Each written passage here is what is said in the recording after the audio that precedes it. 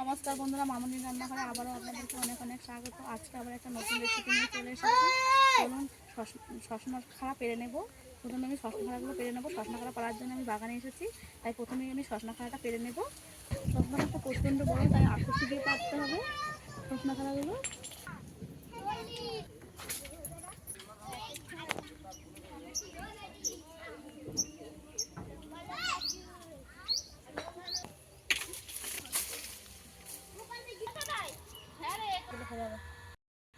খাড়া পেরে নিয়ে চলে এসেছি, এবার কেটে নেব।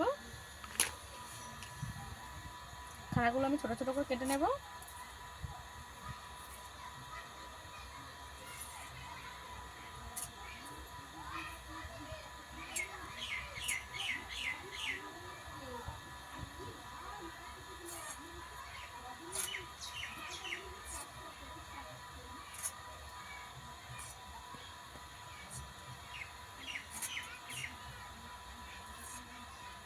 এইভাবে ছোট ছোট আঙুলের মতন সরু সরু করে কেটে নিয়েছি। এই যে ছোট ছোট করে।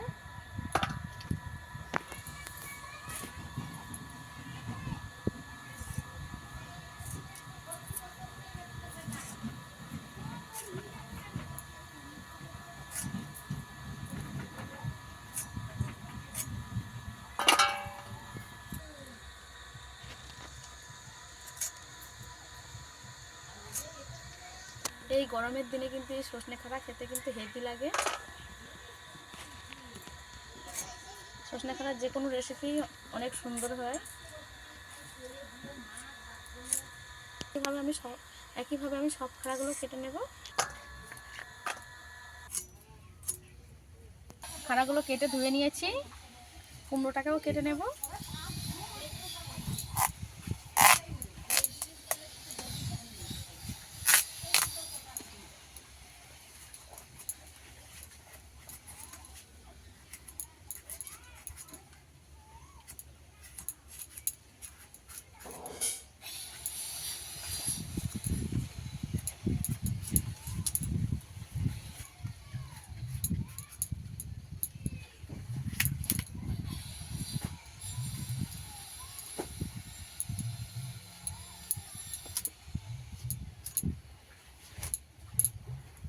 কুমড়োগুলো আমি এইভাবে কেটে নিয়েছি।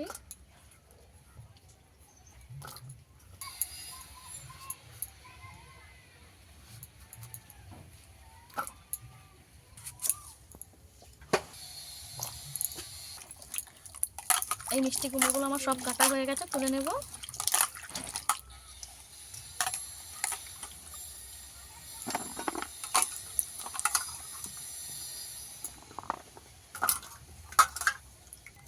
আলু আমি ভালো মতো ছাড়িয়ে নিয়েছি, এবারে পিস করে কেটে নেব।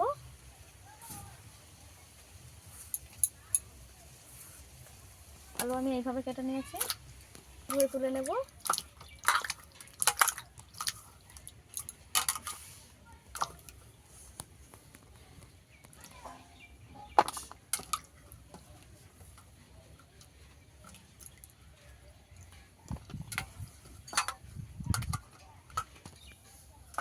আমার কাটা হয়ে গেছে, এবারে রান্নার কাছে চলে যাব। কড়াটা বসিয়ে দিয়েছি, উনুনটাকেও ধরিয়ে নিয়েছি। কড়া গরম হয়ে গেছে, দিয়ে দেবো তেল। শুকনো লঙ্কা কেটে দিয়ে দিয়েছি।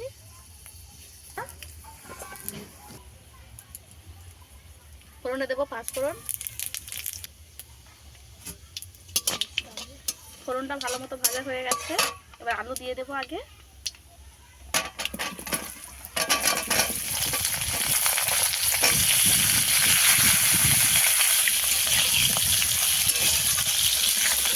আলুটা আমি একটু ভালো মতো ভেজে নেব।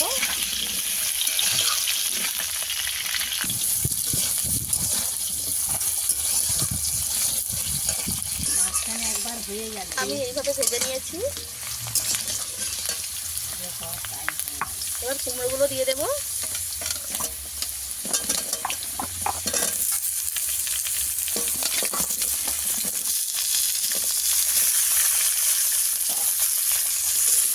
কুমড়ো আর আলুটাকে আবারও একটু ভেজে নেব।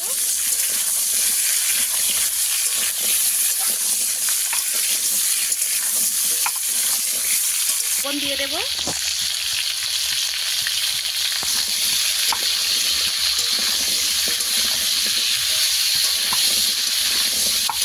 আলু আর কুমড়ো আমি কিছুক্ষণ ভেজে নিয়েছি।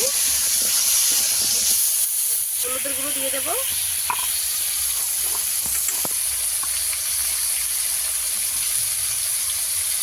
লঙ্কার গুঁড়ো দিয়ে দেবো,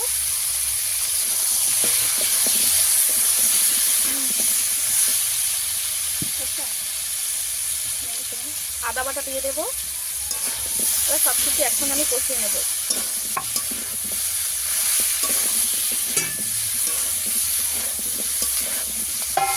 একটু জল দেবো।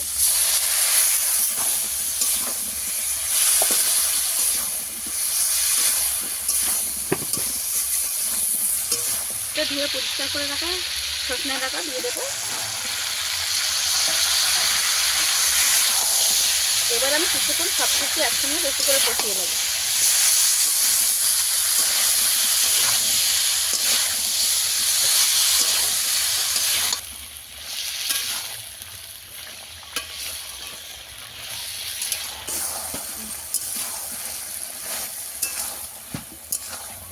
এটা কিছু সময় ধরে ভালো করে একটু কষিয়ে নিতে হবে, যেহেতু এটা নিরামিষ তরকারি। এই আলু কুমড়ো তরকারি কুমড়োটা দিয়ে এর মধ্যে ছোলাও দিয়ে দিতে পারেন, আমাদের চাইলে ছোলা দিতে পারেন একটু, কিন্তু আমাদের ছোলাটা নেই তাই দেয়নি।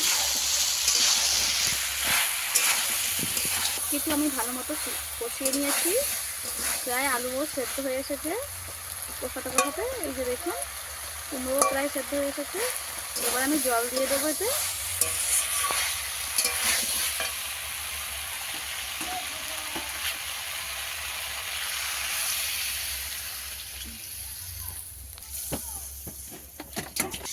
আমি এই তরকারিটার মধ্যে বেশি ঝোলও রাখবো না, আবার একদম শুকিয়েও নেব না, একটু গায়ে মাখামাখি রাখবো, তাই আমি এতটা জল দিয়েছি। আপনারা এতে ঝোল খেতে চান আর একটু জল দিয়ে দেবেন।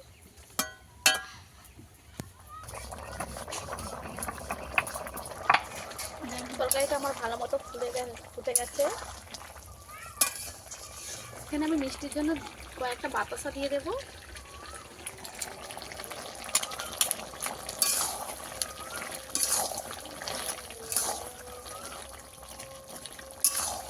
বাতাসাটা দিয়ে নেব।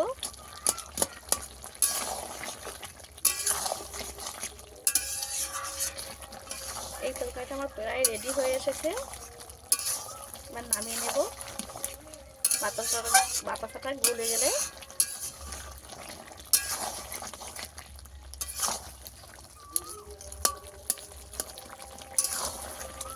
এই তরকারিটা একটু মিষ্টি না দিলে একটু ভালো লাগে না, তাই একটু মিষ্টি দিলাম।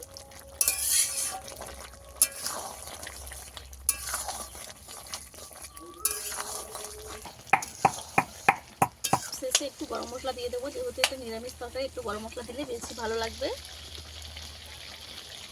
গরম মশলা দিয়েই নামিয়ে নেব।